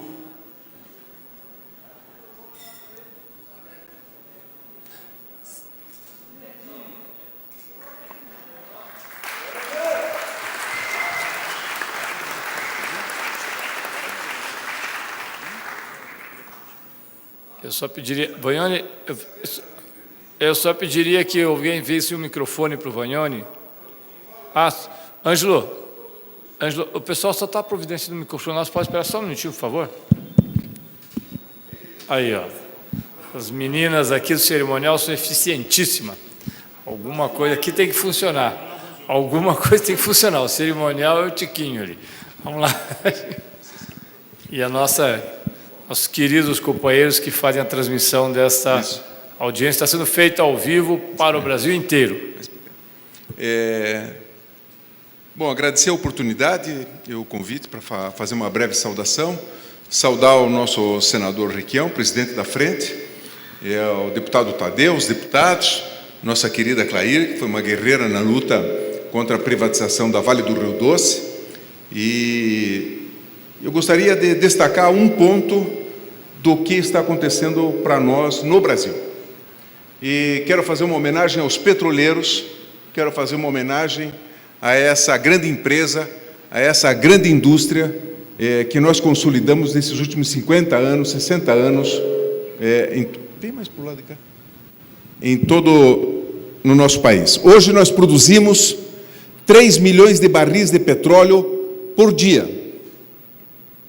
O Brasil é autossuficiente de petróleo, primeira e grande, única fonte de energia que nós temos. Do ponto de vista de extrair energia das hidrelétricas, nós estamos chegando ao fim. E os danos e impactos ambientais são grandes. E aquela que nós podemos comercializar, desenvolver uma indústria, desenvolver a química, desenvolver a física, desenvolver a mecânica, desenvolver a matemática, desenvolver a ciência no Brasil, chama-se indústria petrolífera.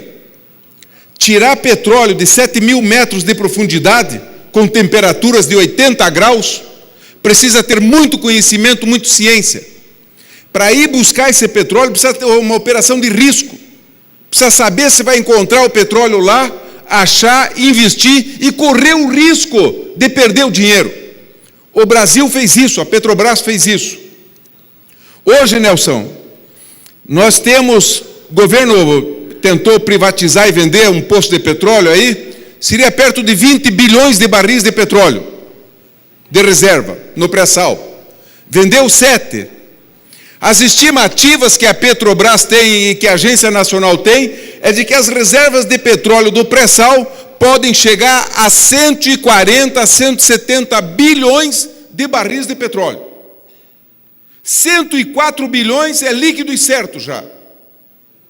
Para vocês terem uma ideia do que isso significa que se nós, a Petrobras, trouxesse esse petróleo debaixo da terra, debaixo do fundo do mar, e desenvolvesse a indústria e colocasse à venda este petróleo no mercado mundial, com o preço do barril de petróleo a $60, nós, nos próximos 10 anos, só de receita, perto de R$1 trilhão. Por isso que o governo passado, fazendo esses cálculos e vendo a grande descoberta que nós tivemos no nosso país nesses últimos 10 anos, nós apontamos uma perspectiva de desenvolvimento nacional com base nessa riqueza. O projeto do pré-sal, o projeto do Plano Nacional de Educação, os investimentos na saúde, os investimentos na ciência e na tecnologia e na preservação do meio ambiente, viriam dos royalties da venda de petróleo para o resto do mundo. Só desse 1 trilhão que o governo do Bolsonaro e o Guedes concordam que será arrecadado e tributado nos próximos 10 anos, esses recursos dariam para a União perto de 200 bilhões de reais ano. Isso daria para a gente dobrar o investimento em educação no território nacional. Se nós somarmos o que gastam todas as prefeituras, todos os estados, e a União com o ensino superior, com o desenvolvimento da ciência, formando jovens químicos, físicos, matemáticos, biólogos no Brasil inteiro, que é a fonte da geração de ciência e tecnologia de uma nação, que é o cérebro humano, nós, com esse dinheiro dos royalties do petróleo e do pré-sal, poderíamos dobrar o investimento em 10 anos na educação brasileira. Isso significaria a chave, a porta, a janela para que a gente construísse uma sociedade baseada no emprego industrial, no emprego com renda, no emprego com desenvolvimento tecnológico, científico, garantindo a nossa soberania, pondo nós do Brasil no cenário internacional como um grande player industrial, aproveitando esses recursos para desenvolver outros ramos da tecnologia. O Brasil já perdeu o bonde da terceira revolução industrial. Já estamos entrando na quarta, na revolução da grande automação e da nanotecnologia. Esta frente tem um papel importante não só de resistir aos ataques que estão fazendo para a organização sindical, ferindo de morte a possibilidade de resistência democrática do povo brasileiro. A frente tem que combinar a luta da defesa dos interesses imediatos do povo brasileiro contra a privatização das estatais, mas levar esse debate sobre o futuro do Brasil. O que significa o pré-sal? Não há um debate na Rede Globo nos últimos 15 anos sobre o que significa a descoberta do pré-sal para a nação brasileira. Não tem um Globo Repórter feito. Nunca foi chamado um grande técnico da Agência Nacional ou da Petrobras para dizer o que isso significa para o povo brasileiro. Por que não é isso? Porque a Globo, como o Requião e outros que já falaram, tem um compromisso com a venda, com a ganância de homens que apenas pensam em explorar a riqueza dos outros homens, de países, grupos de empresários que pensam em rapinar a riqueza de trabalhadores e de países, de povos no mundo inteiro. O Brasil passa por uma crise sem precedentes da nossa história. Se vocês abrirem a televisão, vocês vão ver as notícias da França, da Alemanha, de todos os lugares do mundo, são as piores notícias. Os líderes dos países só estão falando em coisas terríveis. Retirada de direito dos trabalhadores, ameaça de guerra entre povos. É uma perspectiva ruim que tem para o nosso povo. Mas nós temos aonde a gente apontar e aonde a gente aportar o nosso barco. É na resistência da consciência da população. Se não fosse isso, se não fosse a consciência, o afeto humano, a disposição de superar as nossas diferenças e a gente garantir unidade e sair na rua os milhares de braços dados, venha tanque, venha exército, venha o que vier, não vai deter a força popular de homens e mulheres que pensam no bem.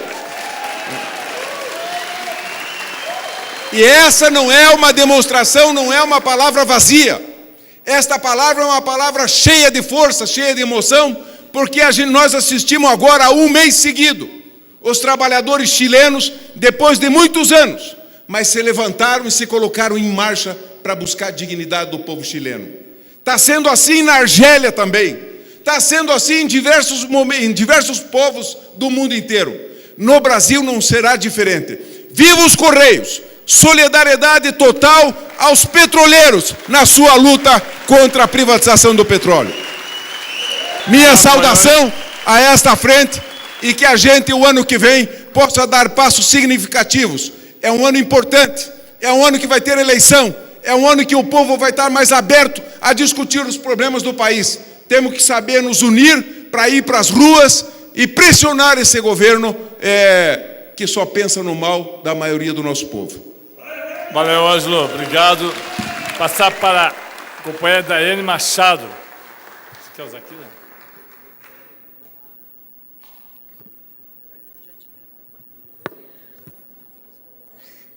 Boa noite, companheiras, companheiros. Sou do Movimento dos Atingidos por Barragens, o MAB.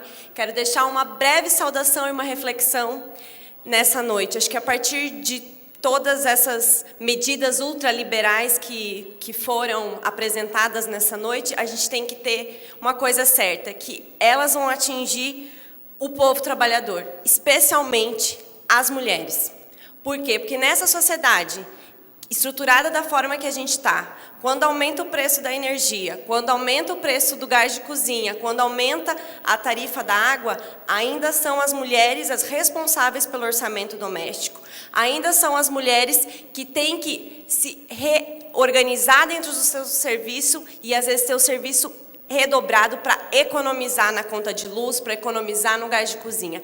E é a partir dessa necessidade concreta do povo que a gente vai conversar sobre soberania. A gente precisa conversar de soberania a partir das necessidades do povo. O povo precisa entender que falar de soberania é falar de tarifa, é falar de preço de gás, é para falar sobre o preço da água, que é como diz ali a faixa dos companheiros do Sindicom, se privatizar, a tarifa vai aumentar. E é assim que a gente vai fazer o debate. E ter certo que as instituições do Estado, elas não estão funcionando normalmente. E que, mais do que nunca, é necessário a organização e a resistência popular.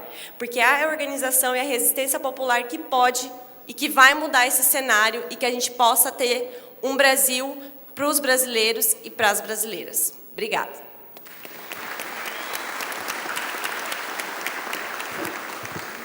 Obrigado a Daiane Machado, que botaram como Mariane, Daiane Machado do MAB. Passar para o Vinícius Prado, fazer saudação do CSP com lutas. Bora lá, pega para aqui. Ó.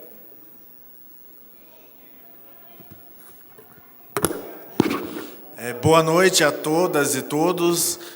Gostaria de começar saudando a cada um dos trabalhadores, trabalhadoras que estão aqui hoje, construindo esse espaço.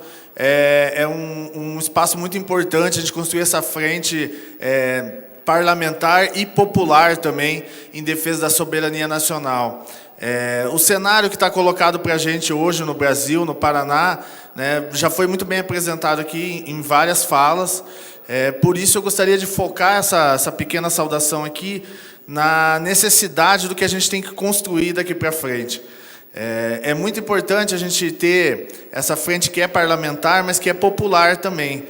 Porque o que está colocado para a gente, para derrotar o governo Bolsonaro, derrotar o governo Ratinho, é mudar a correlação de forças nas ruas. A gente precisa, cada um aqui, no seu local de trabalho, cada dirigente sindical, cada dirigente das centrais sindicais, cada parlamentar, colocar o seu mandato, colocar a sua gestão no sindicato, colocar a sua intervenção no dia a dia no local de trabalho, a serviço de conscientizar os trabalhadores e as trabalhadoras que a gente precisa ir para a rua, porque é só na rua que a gente vai derrotar Bolsonaro, que a gente vai derrotar o Ratinho.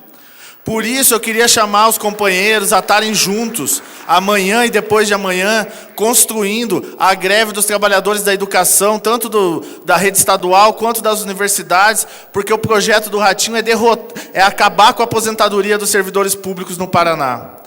Então, o chamado que eu coloco aqui é para a gente mudar essa correlação de forças nas ruas, porque os trabalhadores e as trabalhadoras do Paraná têm plenas condições de virar esse jogo e mostrar que nós não somos o Paraná do Moro, nós não somos o Paraná do Dallagnol, nós somos o Paraná dos trabalhadores que enfrentaram as bombas no 29 de abril e dos estudantes que ocuparam mais de 1000 escolas nesse estado. Obrigado, companheiro. Passar a palavra para Maria Andréia, da Intersindical. Cadê Maria? Aqui. Tem lá. Companheira Maria Andréia, Intersindical. Aí tem Adailton, e daí encerramos. Boa noite a todos e todas. A gente que fica um pouquinho por último, a gente é muito bem contemplado nas saudações, né? Todos os que falaram antes, e principalmente a fala do senador Requião, eu acho que contemplou muito bem o que significa essa frente que a gente está iniciando, que não é uma luta que está se iniciando, é uma luta que vem já de muito tempo da população brasileira, né? Mas aqui representando as centrais sindicais, os sindicatos, as organizações populares, os parlamentares, a força que isso precisa ter com a população, né? É como o Vinícius colocou aqui agora, a gente precisa inverter essa correlação de forças, a gente precisa trazer a população a se identificar com o que é essa soberania, com o que significa a soberania, o que é esse patrimônio, ser público, ser nosso, né? Ser do povo.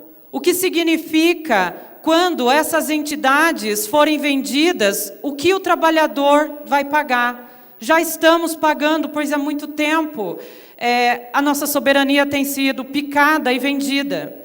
E o pouco que está sobrando agora, então está empobrecendo ainda mais o Brasil. O Brasil está perdendo a sua identidade. A soberania nacional significa a nossa identidade também, a nossa riqueza, aquilo que nós temos, aquilo que o braço trabalhador construiu, para que o Brasil seja o que ele é hoje.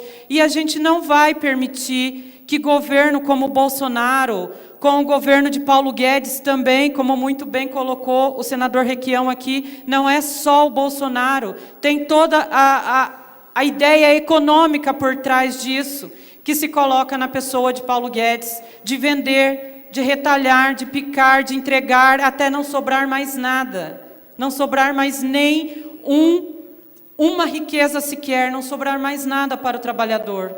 Quando o gás começou a aumentar algum tempo atrás, a gente voltou a ter notícias de que o brasileiro estava voltando a cozinhar com lenha. E o quanto isso regredia, o quanto isso mostrava a barbárie da qual nós iríamos chegar. Então, nesse momento, a importância de se colocar uma frente, uma bandeira, não apenas uma frente, mas uma bandeira a ser defendida em relação à soberania nacional, à riqueza da nossa nação, é o momento mais propício e algo que a gente precisa levar agora para as nossas bases, para os nossos eleitores, no caso aqui dos parlamentares, para os nossos sindicatos. Então, a importância disso, mais do que hoje, é o que nós iremos fazer amanhã, quando nós falarmos com os nossos colegas de trabalho, com os sindicatos, com os trabalhadores, e fazer eles entenderem e comprarem essa bandeira, a bandeira da soberania, do que nós somos quanto nação, quanto trabalhadores, né? Deixar aqui também a minha saudação ao povo indígena, quilombola, ao povo do MST, que são os maiores representantes dessa soberania, aqui os petroleiros, os correios, né? A todos os trabalhadores aqui representados. Deixar também a minha saudação, sou professora da Rede Básica de Educação, então que nós estamos movendo hoje e amanhã a nossa greve aqui também, pelo desmonte do serviço público, que também, junto com a soberania nacional, é o tema que tem que estar no nosso movimento, porque a destruição do setor público é outro tema que Bolsonaro quer. Destruir completamente o setor público, começando pela educação e da saúde, que já estão fragilizados há muito tempo. Okay. Então, deixo aqui a minha saudação, obrigado à mesa, obrigado, Tadeu, por essa iniciativa. Obrigada a todos. Valeu, obrigado, companheira. O Elias não está aqui, Adailton Cardoso, Sindicato dos Correios. Como que é, Tatá? Meu apelido nos Correios, todo me chama de Dadal. Meu nome é Adailton Francisco Cardoso. Gente, a nossa jornalista, ela fez um PowerPoint ali, mas falou para mim falar daqui, mas eu quero agradecer à mesa aí pelo convite também, principalmente o Tadeu. Como foi falado aqui, o Requião deu uma aula para nós de história, para nós compreendermos melhor. Como todo mundo já falou aqui também, essa questão de que o nosso presidente, junto com o seu Paulo Guedes, eles querem acabar com o funcionalismo público e acabar com as estatais, né? Então, nós, os Correios, eles estão precarizando, fazendo de tudo para entregar de mão beijada para a iniciativa privada. Mas o que nos une aqui é o seguinte, nós temos que nos unirmos, não importa a tua religião, o teu partido político. Agora é a luta do trabalhador, nós temos que ir para as ruas e lutar pelos nossos direitos. Porque nós éramos, em 2013, em 126 mil funcionários. Hoje, dos Correios, nós estamos com 99 mil e já está para sair um outro PDV e ele prometeu que ia privatizar o Correio de qualquer maneira. Então, ele está fazendo de tudo, né, para acabar com as estatais. Lembrando que dos 193 países, apenas 8 são de iniciativa privada que foi vendido, né? O restante são tudo estatal. Então, meu muito obrigado a cada um de vocês. Já está se fazendo tarde também, que o pessoal já está indo embora. E obrigado pela oportunidade. Estamos juntos. Muito obrigado. Obrigado, Dadá, nosso último companheiro inscrito. Bom, nós vamos encerrar, mas quero primeiro agradecer aqui a presença de todos os companheiros que estão aqui, todos os trabalhadores, todos aqueles que nos assistiram pela TV Sinal, e aqui os companheiros que coordenaram a frente, que, como eu falei, nós propusemos, os deputados propuseram, mas quem coordenou de fato são aqueles que às vezes sequer aparecem, mas que estão aqui presentes, alguns estão aqui presentes, e nos deram, Requião, o seguinte recado: você que é o coordenador da frente, nós vamos lhe dar também uma tarefa, que no começo do ano haverá uma reunião no começo do próximo ano para que nós possamos organizar um calendário de lutas e um calendário de resistência. Eu acho que esse é o objetivo principal de nós estarmos aqui. Então, agradecer a todos que estiveram aqui nessa noite, aos companheiros aqui também, os trabalhadores da TV Assembleia, os trabalhadores do cerimonial, todos aqueles que vieram nessa noite e puderam acompanhar. Obrigado a todos, encerramos e luta para frente. Valeu, obrigado.